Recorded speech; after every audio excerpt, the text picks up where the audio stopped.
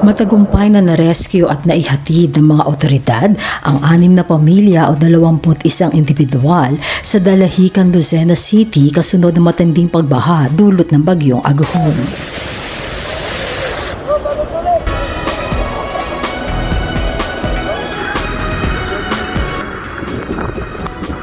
Ayon kay PNP Maritime Group Director Police Brigadier General Jonathan Cabag, agad na dinala ang mga apektadong residente sa Evacuation Center Dalahican Annex Elementary School.